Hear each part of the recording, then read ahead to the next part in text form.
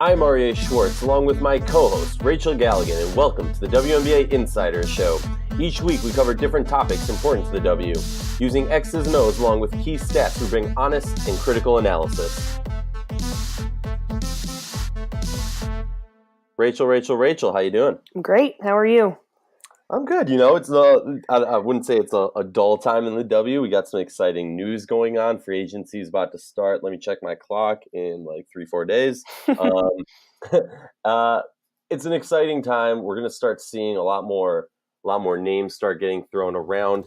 I do want to stop everything real quick. Some breaking news just got on my desk, and I want to alert the fans of this. The Washington Mystics general manager and head coach Mike Thibault has announced that Aryeh Thibault has been elevated to associate head coach. Hopefully this is a good move for the Mystics. Also, if you're wondering, yes, they're related, father-son combo. Rachel, let's talk about unrestricted free agents. We could dive in if we wanted to into restricted free agents, reserve, cores, all that jazz. But the meat and potatoes is really that unrestricted free agents are the players who are most likely to not be playing for the same team as last year. If you have to peg a few players that are kind of top marks, top eyes on them, I would gotta say Cream of Christmas Kelly has got to be up there. She's a two-way player. I'm hearing she's pretty good through her moving on through her rehab. She's going to be hitting the court soon. Let's also talk about TRP, Tiara Ruffin-Pratt, who is a lockdown defender, doesn't have the same versatility on offense that Karima has, but her lockdown defending is top-notch. Raquana Williams, underratedly amazing scorer. We're talking about someone who, before the Liz Cambage 53 this past season, held the record, and she did it in a ridiculously low amount of minutes. Let's talk about Mo Curry. Let's talk about Latoya Sanders. Let's talk about Elena Beard. All right, those are top players in my opinion. I mean, when you're thinking about unrestricted free agents, people who could move, Rachel, I want you to put your coaching hat on. I know the GMs often decide this stuff, but do you, where are you on your core beliefs? Do you believe that it's better for, let's say, to draft a player and craft them into it? Or are you in the camp where if you can get an unrestricted free agent who's proven themselves, you run with that? I mean, I think that's a question that's almost probably impossible to answer because it's so situational. It depends on, the franchise. It depends on your current roster. It depends on where that current roster is. I mean, you look at a team like, Seattle, who just won a championship, and arguably, does there even need to be any move? Does there need to be any movement? Their needs are going to be very different than what Brian Agler needs with the Dallas Wings. So they're on completely different spectrums in terms of what you have on your roster, the experience you have on your roster, combined with, you're bringing in, like we talked about, people fresh off the draft, someone right out of college that you can craft and form. I think, in my opinion, you want a little bit of both. You want to have veterans who are established in the league, who can help you along with your staff mold kind of those young rookies who are coming into their own and trying to figure out what this league is about. So, I mean, I think it's critical you have both, but it just depends very much. I mean, everything comes down to what you're working with right now, where the state of your team is. You look at Connecticut Sun compared to, Phoenix, even the looks of those rosters and what they need. We've seen Phoenix, they brought in a little bit of youth last year with Marie Gulich and that is something that as they continue that roster ages and we see players probably in the next few years, maybe retire or get out, that next generation of players, but they have to be formed by somebody, they have to be built by somebody. But, you're looking at, like, Dallas is a perfect example. I have to imagine that, you want to bring in,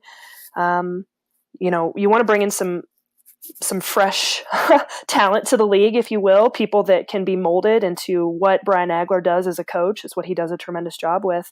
But at the same time, you've got these free agents, very talented, who've played at a high level. Some of them have won, championships. You want that on your roster as well. So it's fascinating. And what makes it hard for us as fans or as media who cover it is, it's so quiet out there. It's very difficult to kind of get an understanding of what GMs or coaches are looking for. And there's not a lot of discussion with that. So, I mean, I like when we do see these types of pieces. We like, when people are predicting trades or predicting movements. Predictions, are oftentimes just in that. Predictions. It's just people talking, but it's buzz around it that is getting people excited for what's to come. I just wish, we had a little bit more information as to what different teams were looking at or what they were looking to build. And sometimes, that can be very, very held very close to the chest, especially in the WNBA. But I think we're hitting a point now where we're seeing a little bit, the discussion is evolving with that, and the fans and the media are really getting involved in that. And that's exciting to see. Yeah, and I would just build off that. First of all, I completely disagree with Phoenix Mercury take. In my mind, in 2048, we'll still be seeing, BG, DT, and Bonner up there balling out. I could be wrong on that. You're right. Yeah, you're right. Yeah. You're right. But no, I mean, I completely agree. An interesting take that I have on Dallas, by the way, our own Dorothy Gentry spoke with Agler recently, and talking about Karima Christmas Kelly. He was very frank. He said, "We don't have her rights. She's open to go to any team. But that being said, we would love to have her back. A lot of it, depends on expectations as far as salary and negotiations and that. But I mean, that talks to what you were saying before, where typically this is a chess game between all the different GMs and coaches around the league, where they want to keep those cards close to their chest because he makes that comment, another coach could say, all right, cool, and try and swoop in based off of that. I mean, we've heard Cheryl Reeve go on record talking about how she expects to have Brunson and Simone back on her roster. We heard T over in DC speaking, well, I guess he was in England when he spoke to this, about how they plan to get Natasha Cloud back and LaToya Sanders back. Sometimes people are more willing to talk about it. Sometimes it backfires. Mm-hmm. But like you were saying, there's a difference between, hypotheses and predictions. I'm a scientist, and predictions to reporting things based off of sources and whatnot. There's a very fine line, and I think both of those are very important to growth of the league. But it's also very important for people to understand the differences between those. And because Rachel drops a prediction of what's going to happen, that doesn't mean that you're saying, I've talked to my sources and this is 100%. When we get it, this is what's happening. I've talked to people, on record. I'm saying that's sources telling us something mm-hmm. different than a prediction. But talking about some of your sources stuff, but we're going to kind of flip the script on you, Rachel. We're talking about Liz right now. But I'm going to flip the script on you, and it's not about Dallas and it's not about Liz. It's about, we know it's down. It's a 2-horse race, if you will. I've been very adamant about saying that in my mind, the 2 horses are LA and Vegas. So let's put on our thinking caps for a moment here, and let's talk about what these trade offers would look like. Now, we've heard some crazy stuff. We've heard, Nneka Ogwumike is going. We've heard Chelsea Gray, Candace Parker is going. We've heard Asia Wilson's going for Liz. We've heard Kayla McBride's going for Liz. Let's kind of scale back on that and let's run through what we think, again, yes, Liz has some pitfalls in the sense of that she's an overseas player and her status year to year is very different. In 2020, I believe it is the Olympics, so that's going to affect her season. There's many things going on when you're an overseas player. So, Rachel, let's start off. Do you want to start with LA or Vegas? You pick one. I'll start with Vegas. All right, let's start with Vegas. If you're Vegas, what are you offering? I think we have to understand that this isn't just a normal trade. Again, Liz Cambage is arguably the most dominant player in professional women's basketball right now. So to have that understanding is who we're trading for. This is a player who single-handedly, under the right coaching and right players around, could take you to a finals, in my opinion. So that's a bold take from me. That's my opinion. She, as dominant as she is, I think we can all agree that it's ridiculous to think that the number 1 pick is not on the table. It has to be a part of this, and we know that Vegas has that. So I think all of us would agree. Maybe not that is a part of that deal. What else does Dallas need? Well, obviously they need a point guard. Skylar Diggins-Smith is going to be out. There's no determination as to kind of where she will return, and if she does, could it be middle of the season? You're not sure. The priority is her family and the birth of their child, and so that they need a point guard. They need someone to come in. So I think you have to look at that and think, all right, what does Vegas have that Dallas want at point guard? So you automatically go to Mariah Jefferson. Great player, tremendous player, dynamic player who would fit well with kind of that roster there in Dallas, in my opinion. And then I think that you have to continue to throw more in there. You can't just be a Mariah Jefferson point guard and the first round pick. There has to be some size, because and that's what Vegas has. They have a lot of size. So, a big body, a rim protector. So I think that, in my opinion, is a 3-pronged trade, and those are the 3 things, if I had to guess, that were involved from the Vegas side of things. What do you think of that? Yeah, no, I mean, yeah. I'm looking at it, Mo Jeff, number 1, and Jisoo.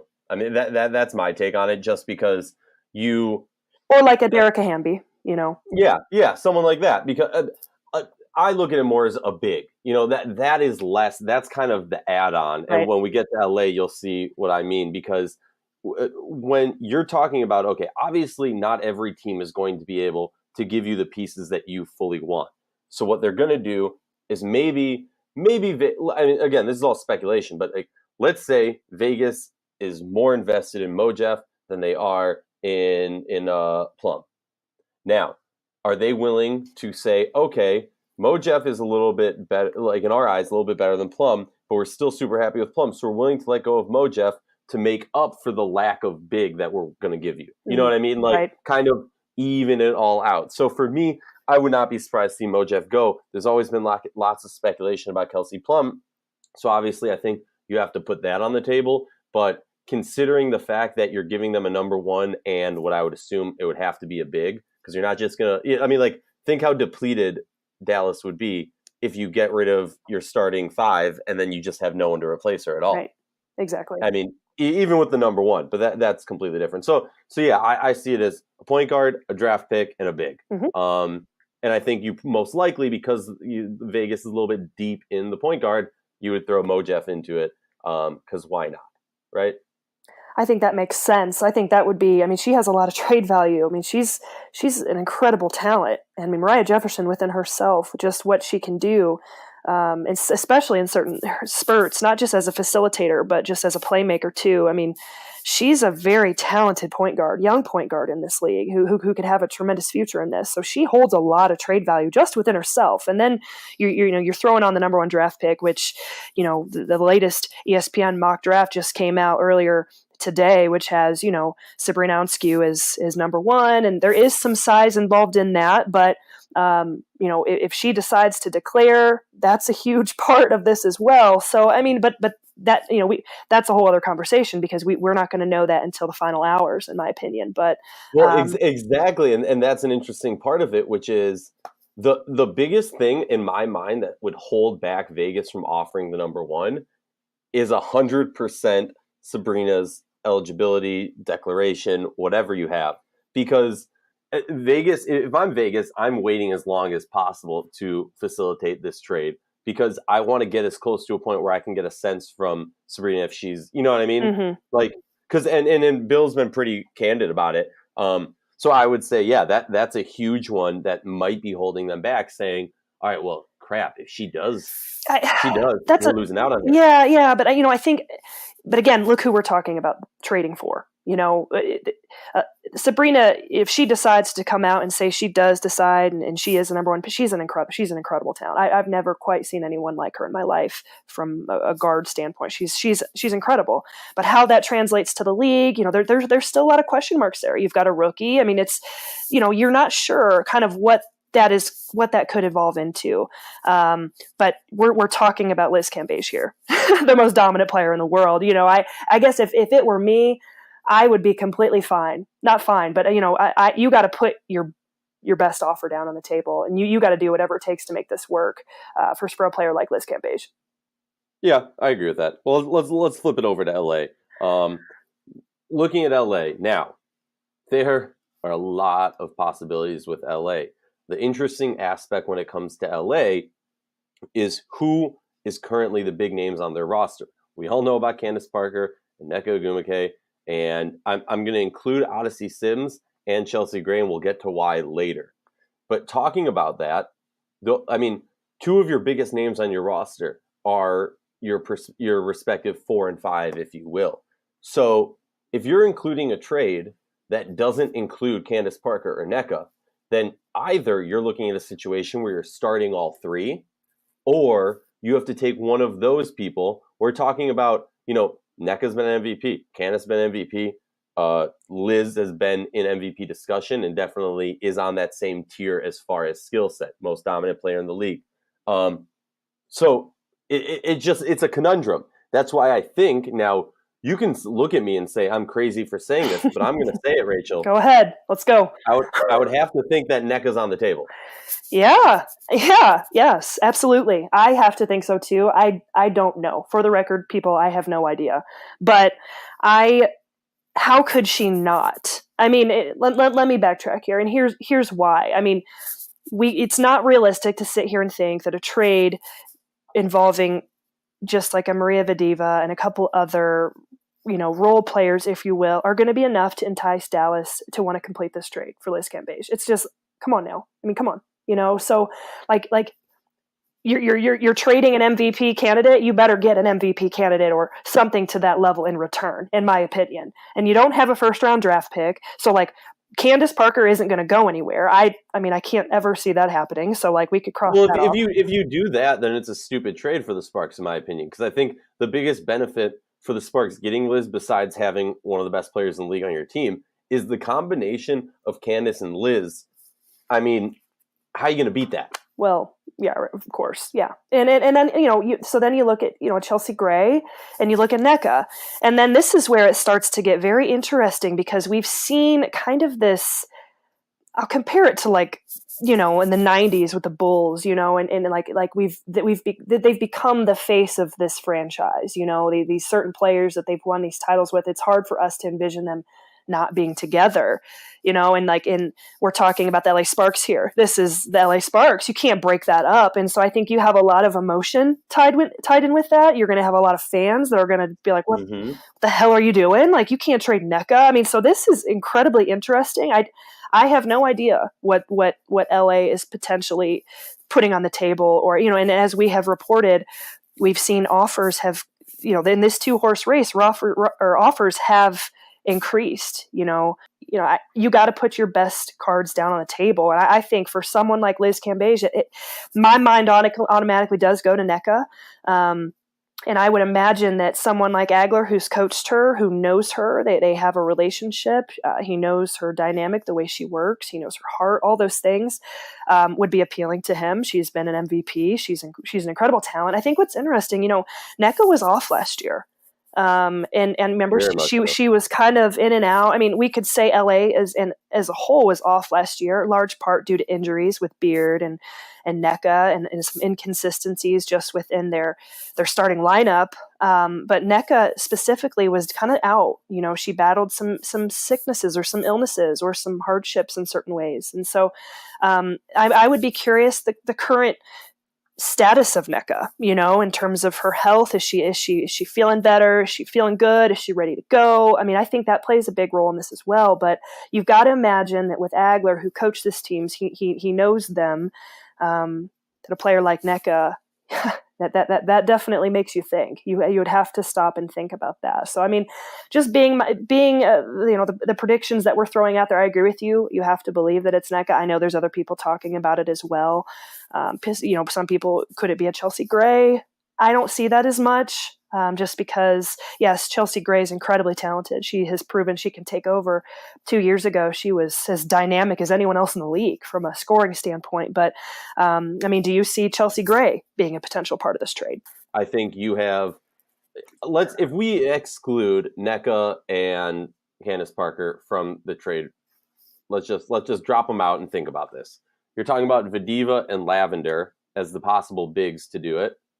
And then Dallas still needs a point guard. They still got that issue. I mean, what Dallas is trying to do with the Liz trade, if I'm them, again, speculation, I am looking to get a big because I need that body because I'm losing a big, and also to hopefully fill the hole that Skylar's leaving. Mm-hmm. So for me, I'm then looking at, okay, what guards do we got?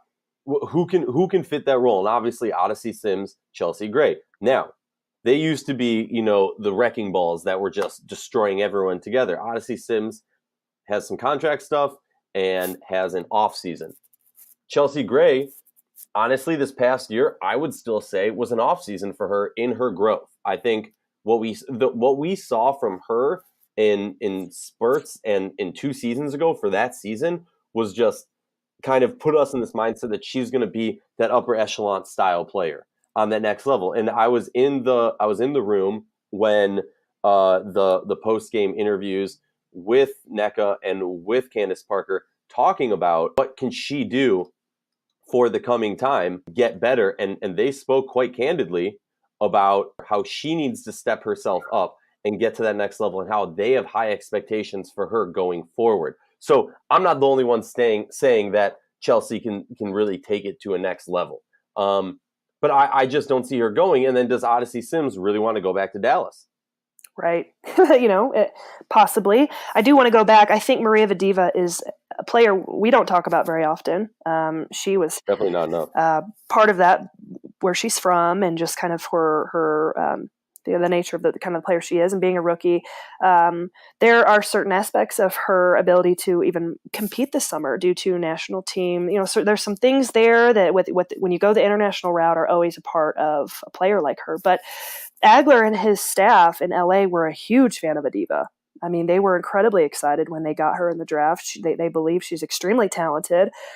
She gave them some solid minutes this year in just her first year, and she's done some good things. But I think there's a part of this too where Vadiva could and more than likely is a part of this trade in some aspect, maybe, because I know that's just going off of how highly she was sought after. And then you throw in the element of the size and the big, so that could be part of it as well. But I think I think about it a lot in terms of LA and what could be on the table. And I think I'm loving reading people's opinions and different things people are putting out there about it. It's very unknown at this time what is going on from that camp, what they're considering trading, what was on the table originally, what it got up to. It's fascinating. I'm curious. I'm just anxious to see really how this is going to go out, how this is going to go down, and if they can come up with something that would entice Dallas to pass up, maybe a Mariah Jefferson and a number 1 pick and some size with Las Vegas, because everything points to Vegas has the trade value that what Dallas would need. But LA, it's a big question mark. It truly is. Hearing us talk it over, and again, this is just my opinion, thinking it over, I feel like the biggest thing that LA has going for them is Vadiva. It's the fact that Agler was so set on her. Agler was such a big fan of her, is such a big fan of her, that has got to be because we're running through it. If you're telling me, Rachel, that I have a choice of let's just say Vadiva, Lavender, and Sims, all right, versus Mojef, a number 1, and Hamby or Jisoo, which are you taking? What was the LA one? Repeat that one more time. Vadiva, Lavender, and Sims. I'm going with Vegas. Exactly. Now, can you even get a LA trade together in your mind real quickly that would beat Mojef, number 1, and Jisoo or a big? The only way it would, in my mind, would involve NECA. So yeah, there you go. and what I don't want to speak for you, so tell me if I'm overstepping here, but I would say the reason that we're saying NECA out of their 3 superstars is Chelsea's much younger and still hasn't even got to that point, and Derek Fisher, point guard, is going to want to have that top-notch point guard as his starter, and Candace obviously isn't going anywhere. So out of the 3 of them, the most expendable, as ridiculous as that sounds, would be NECA, correct? Correct. By basic logic, we're just assuming. Exactly. Here, right. Exactly. All right. Well, we've talked about that enough. We've had some hot takes. Rachel, I'm gonna drop some hot takes of my own. All right. What are these hot takes based off? Just predictions? What you think could happen? Yeah. Okay. 2019 WNBA predictions, let's say. Okay. All right. Okay. And we're basing this just off of your opinion, rumors, things you've heard. Opinion, nothing I'm saying is like, oh, I heard so-and-so's coach came and said this. This is me based off what I know, my own educated decision. What we can predict for 2019 moving forward. Okay. Exactly. Okay. And all right, I'm going to start off with a simple one. Rebecca Brunson is going to win the 6th Woman of the Year, but with the caveat, she won't win the actual award. She is going to get Cheyenne Parker. All right, where everybody knows there's one person who statistically and based off of the position should have won the award, but due to technicalities and whatnot and how the voting system works, she won't. Don't ask me how, I just know it. All right. Next one, gonna up it a little bit more, get a little bit more tasty on these hot takes. Spicy. Atlanta Dream. Oh yeah. Well, we're going down south, so you got to add a little bit. Right. Atlanta Dream will trade a player. Now, the reason I say this, and this is my logic, if you've read the WNBA CBA, you understand there are 6 guaranteed contracts. Now, with that information, if you cross over into the salary database, you can see that they have over 6 players getting paid for multiple more years. So I think it's safe to assume that they have 6 players on guaranteed contract. Take it with a grain of salt. I'm clearly making some assumptions and jumping to conclusions, but to me, this is why we need more transparency on contracts. It's one thing to be educated on the CBA rules, but if we don't know how they apply to the team's specific situations, it doesn't really help, which makes life hard for them to make changes on the roster. If they don't, you're looking at the exact same roster. Now, keep in mind the implications of that, right? This is a team that is very blatantly has lacked the 3-point ball and wants to get someone who can get some more points on the board. If you're asking me, that's Atlanta's weakness. That's what we saw throughout the year. So Atlanta is going to trade a household name if you're an Atlanta fan. Sorry to tell you that. It's happening. All right. Are those your takes? And I got one more. All right, go ahead. I got one more, and I got to lock my door real quick before I say this because I am based in D.C. Washington Mystics, sadly, will not be making the playoffs this year. And what are you basing that on? Okay. This one, real quick. This one is based off of my prediction about Miesemann and Deladon and the coaching structure and figuring out a way to properly use those two. T was very blunt, like we talked about earlier in this episode, about wanting Latoya Sanders back. How is he going to work those 3 bigs in? So I would say if you give them 2 years, they're back in the playoffs, back in contention for a championship. Obviously, to say a team without Elena Deladon is making the playoffs, I think, is one of the wildest hot takes you will hear in a while. I agree with that. I agree with that part of it, yes. All right, those are your 3 takes. Okay. Those are my 3 takes. Okay, I've got 2. And some of these could potentially fall in line with each other. We will see. My first one, everyone these last few weeks, partially because of my own fault, has been talking about the Liz Cambage, everything going on with that, which is fantastic. I love the conversation. It's great. But we haven't heard much about Maya Moore. And kind of, will she return? Will she play? There's a lot that is being kept very closely to the chest there, and no one really knows what's going on. It's hard to say. But I'm going to make a prediction that Maya Moore will never play in Minnesota ever again. Wow. I'm sorry if that makes you sad. Look, as someone who was born and raised in Minneapolis and appreciates the greatest Minnesota sports team of all time, it does, because I don't want Minnesota to win it every year, but I definitely want Minnesota to be talked about. I don't want them, fighting for the first pick. So I'm going to say screw you, Rachel. No. Okay. All right. My second one, I'm going to be very general on this. I'm not going to get into it any further than just what I'm going to say. It's my bold prediction. We saw some coaching changes going on quite a bit with Chicago, with LA, with Dallas. I think we are going to see a shocking coaching change, head coaching change that takes place before this 2019 season is over with. Ooh, well, we'll talk about that off air. Yeah, I just think we're gonna see kind of a shocker there, and from just a head coaching movement standpoint. That's my prediction. Ooh, I like it. You got one more, or is that your? That's all I got. All right. Those are my takes. That's all she's got. That's all it takes. And hey, that's all we got. This has been the WNBA Insider Show. That was Rachel Galligan. I'm Aryeh Schwartz. Each week, different topics important to the W.